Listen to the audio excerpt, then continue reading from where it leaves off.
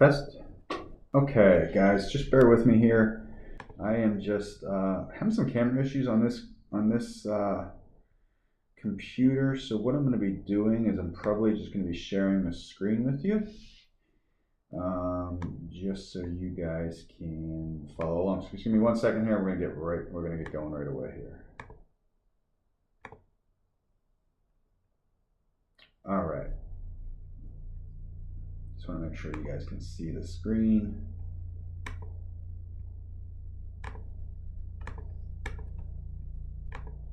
Let me know in the chat, guys, if you can hear me okay, and if you guys can see the screen okay.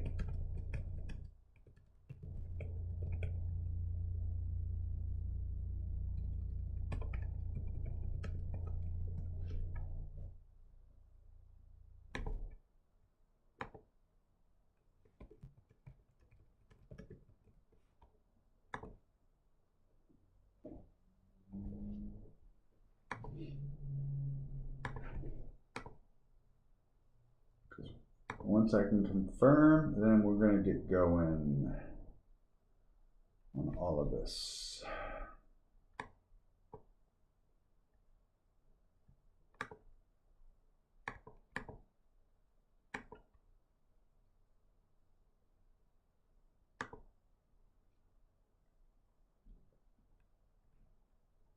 You guys can feel free to ask questions as well throughout this whole presentation. In the chat box below, you should be able to just type your message and ask. I will try to answer throughout this presentation. It shouldn't take longer than probably 20 minutes, maybe 30 at the most, to go through all this and have a Q&A session at the end as well if you want. So this is our Lavender. Let me just make sure something here real quick.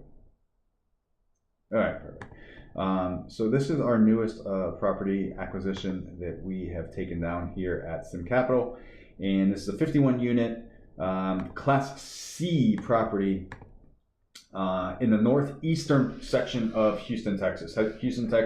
Texas in general has been a major focus for us moving forward in our multifamily as well as our affordable housing Section 8 portfolios. We feel that there's going to be a lot of growth and opportunity in the Texas markets as a whole, as we're seeing a lot of migration from a lot of the colder states into Texas. Population growth year over year has been tremendous in a lot of the Texas major metropolitan areas, Houston being one of them.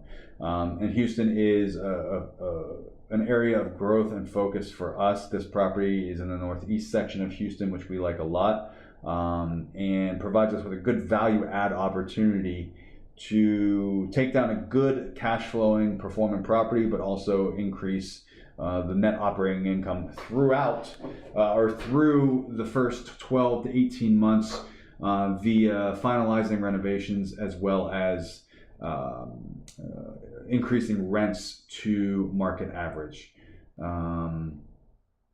with this property. So it's a 51 unit Class C property. Majority 50 of the units are 2-bed 1-bath. There is one 3-bed 1-bath unit.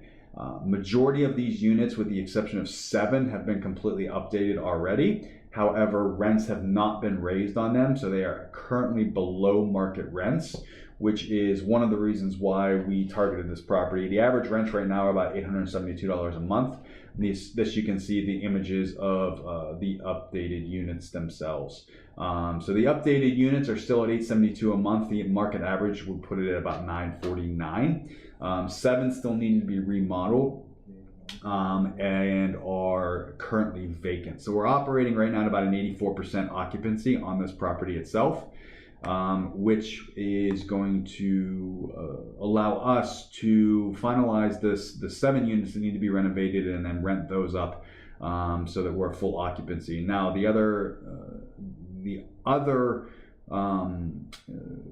strategy for us on this property is, as leases turn over with current tenants, which I will show you the rent rolls on this property so you can see what the occupancy is and when those expire, etc. But as leases expire and turnover, we are going to be increasing the rent on those from the $872 average up to the $950 market average that the area is currently seeing. There's a total of about 38,000 total rentable square feet. 43,155 total square feet, and the land size is about 108,500 square feet. Built in 1965, there's currently 100 parking spaces, which is basically averaging 2 parking spaces per unit. It's brick construction, which gives us a good long-term viability on the property. Submarket vacancy rate averages about 7.5%. We actually plan on we used 8% in our projections, which you'll see when we pull up the spreadsheet to show you. But we do plan on getting this with the demand that's out there right now for rental units to close to 100%. We're targeting about 98% average.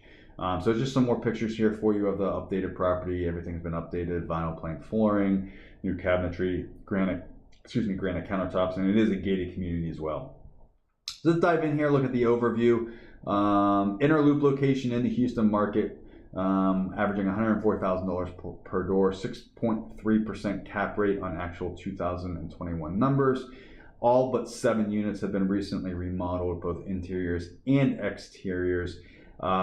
This is a little wrong. It's not 19% vacancy currently. It's about 16% vacancy. But that's going to be, as we renovate these units and fill them up, it's going to be dropped some too. So here we're going to look at a breakdown of the numbers just briefly on here, and then we'll take a look into our underwriting report that we use to underwrite every property, just so you guys can see. Again, feel free to ask any questions along the way. And then I'll dive in a little bit towards the end here on the investment opportunity for this property itself. So rental income showing about $495,000 a year. And then we're going to look at our expenses of 5% management fee, taxes, insurance, trash, utilities, lease commissions, repairs, maintenance. Gives us a net operating income of around $335,000 on this property itself in its current condition, with the number of units rented as well as the under market average rents on the property. If we're looking forward at the pro forma on this property, and we're looking at gross potential income, that's going to bump up to $584,388, and that's utilizing renting up the vacant units as well as raising unit average rents up to market averages, which takes our NOI from $335,000 to $390,000. These are tentative numbers, as you see. What you'll see when we dive into the underwriting spreadsheet, the number is going to be a lot more detailed, and I'll go over those for you as well. So you can see here, 50 units, a 2-bed, 1-bath, average square feet 750. Average the current rent on those is averaging $871.56.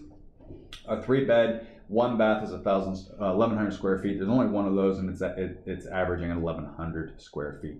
You can see the unrented vacant units right here. Those are the ones that need to be renovated. And then you can see the currently occupied units here. When the lease is started, when it goes to, and what the current rent is on those units itself. So even the majority of these are all under that $949 average. There's a few that are at the $949 just, and those few that are at the $949 are the ones that have been currently or recently, I should say, renewed or a new tenant placed on the updated units themselves. So as you can see, guys, the rents vary anywhere from $895 to $949. There's the one at $1,049 market rent showing $1,249 on that one. The rest will be at $949. And all of these under market average rents, you can see like 795s, the 850s, 900s, 850, 895, etc. Upon expiration, those are going to be raised to the 949 by us when those turn over. Now, any of the ones that you see that are currently, like these units are, the lease expired at 3/31/2021. Those are on month to month. Those will be raised pretty much immediately upon us closing on this property and taking ownership of it. Purchase price, what we have under contract for is the $5.295 million price. We actually beat out 6 other offers on this property to get it under contract, and we did that just through our the size of our fund, what we currently owned, and our experience. The owner or the seller was more confident in what we brought to the table than others. Location. Talked a little bit about that. You can see it's right within inside they're right on the inner loop basically of Houston. IAH Airport's about 10 miles away. Northeast corridor of Houston is an area we like to focus on, all the way up to Humble, Texas. We love the area. You can see the population. You can see the population growth, the total number of households, and the average household income is actually on the higher side. It's about $85,000 a year. You can look at some of the demographics as we go out 2 miles, 5 miles, 10 miles, and what those demographics show. Owner-occupied properties, renter-occupied properties, average household size, incomes, etc. So it's a good growth market that we like to be in, and you're going to see that as we dive into the numbers here for you. So let me swap over here. Give me 1 second. Because I'm going to start going through these numbers. Let me just get the underwriting sheet pulled up real quick. Any questions so far, guys? Jot them in the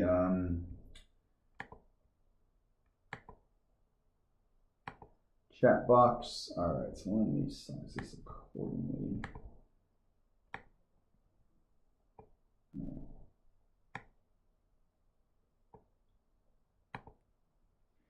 All right, so this is our underwriting report, guys. I'm going to go through this and try to make sure you guys can see this. Okay, give me 1 second.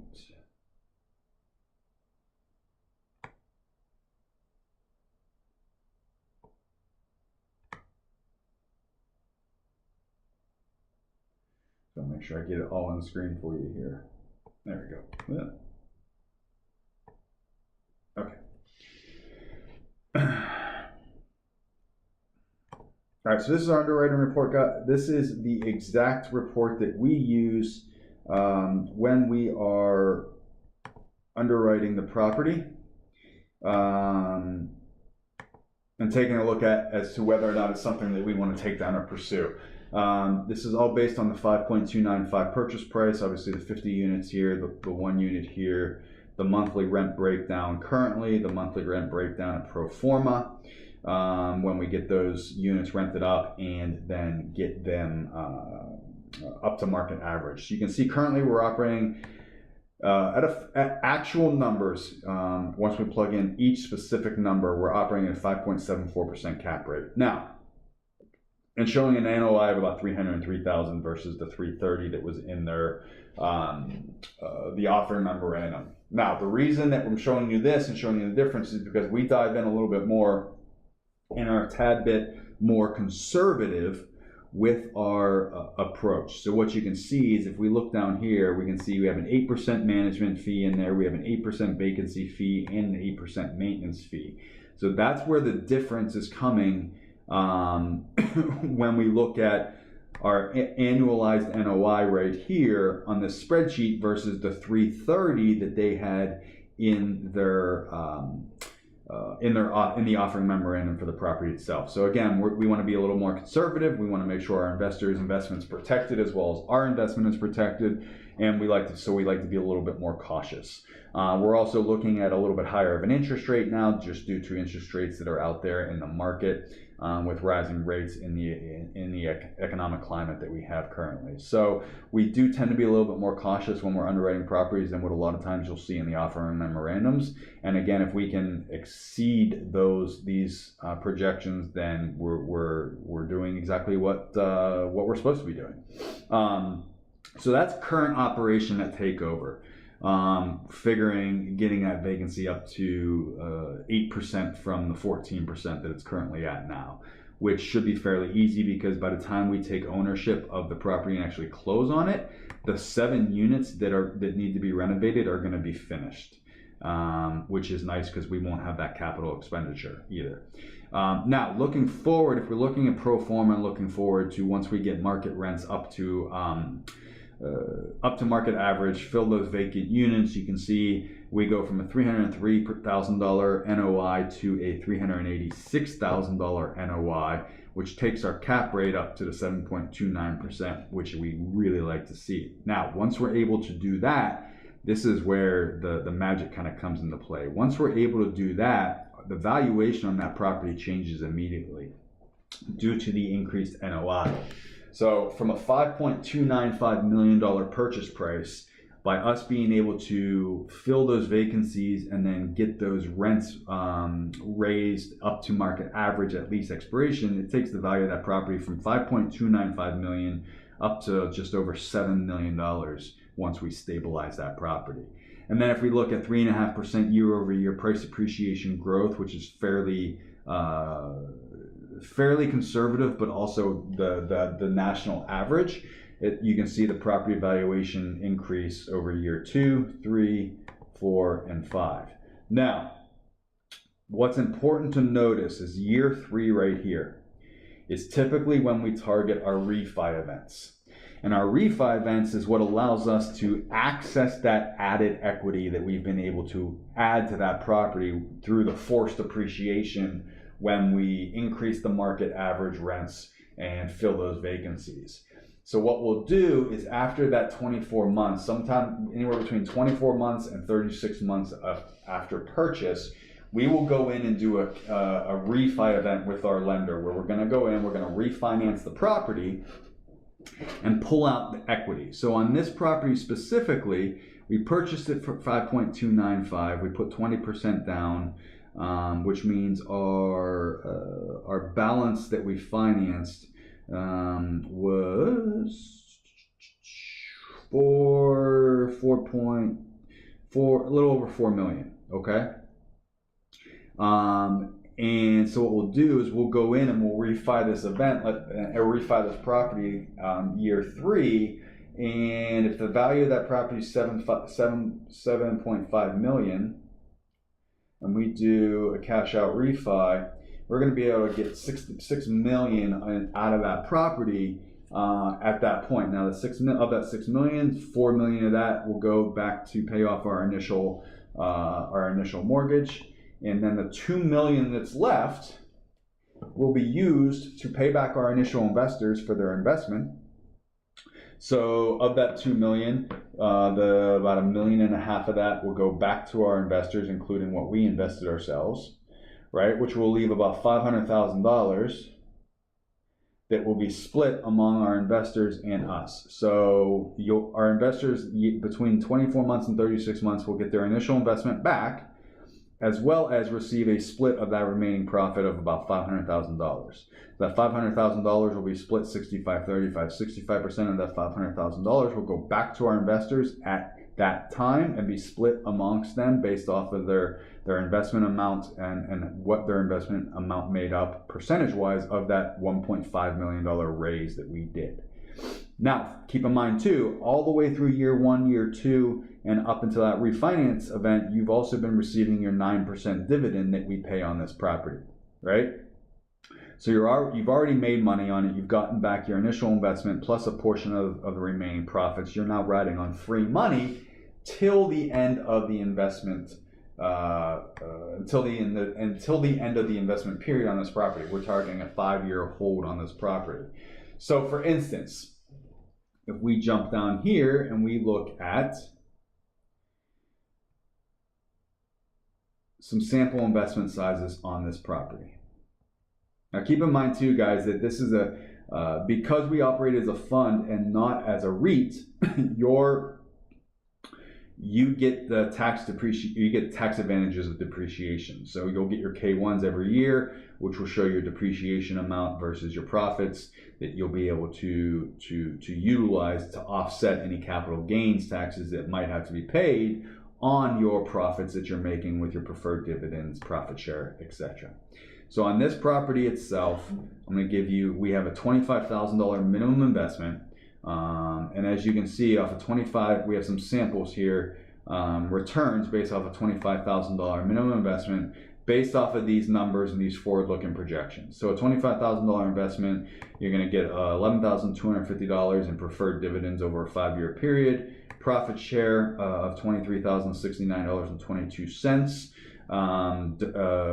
Over that 5 years, you'll get profit share each year, and then profit share when we sell that property based off of this $8 million valuation price would be $42,348.64. So all in all, your total return over that 5 years is $76,667.87 on a $25,000 investment. So you get your $25,000 back plus an additional $76,667. $50,000 investment, you guys can see what the investment return is going to be. Preferred dividend here, profit share here, profit share on the sale, and then off $100,000 investment, again, you can see $45,092, $276, $169, $394. So these are your total returns that you get back, which as you can see is a multiple of 3.07. We've been able to average a 3x multiple over the last 5 years with our investors on every single property we've purchased, and this one's no different. Looking at the value add opportunities that we have here, we expect to be able to return a 3x multiple on this property itself. That's pretty much it, guys. I just wanted to do a quick little breakdown for you on this property specifically, show you some sample returns, and answer any questions that you guys might have. Tentative closing, we're raising $1.5 million on this property itself, guys. We have about, I think I didn't check today, but as of yesterday, I know we had about 700,000 or so of that raised or committed. And so we're about halfway there. We've had a lot of interest. We're closing on this property in 45 days from, I believe it was from Monday of this week or Tuesday of this week. Assuming all inspections go well, appraiser comes back okay, and there's no other issues once we've obviously analyzed all their numbers, etc. So we have this offering currently open in the portal. If you guys are familiar with the portal, you know how to access it. If you are interested in investing in this, feel free to click the button that should be on the screen now that says, I believe it says invest now or start your commitment. And if you guys have any questions, please feel free to type them in the chat below. I'd be happy to answer them for you on this property specifically as we continue to move forward to closing on it. We're still obviously targeting other properties and underwriting other properties that we're looking to take down. We have LOIs out on about, I think it's about $20 million of real estate as a whole right now that we'll be doing additional raises on too. So there will be other opportunities if this one doesn't tickle your fancy. So yeah, and if you guys have any questions as well, you can feel free to shoot us a message right through our portal. You can access our portal if you haven't signed up yet. Go to simcapital.com and then register in the top navigation bar. There should be a register button or invest now button that'll take you to the portal. You can register for the access to the portal and see all of our current offerings, and subscribe and commit to any investment that we currently have open that you want to. If there's no other questions, guys, doesn't look like there is, I'm going to go ahead and sign off now. Appreciate you guys hopping on for a little lunch break overview of the newest property we have under contract that we're going to be closing on, and look forward to talking with you guys soon.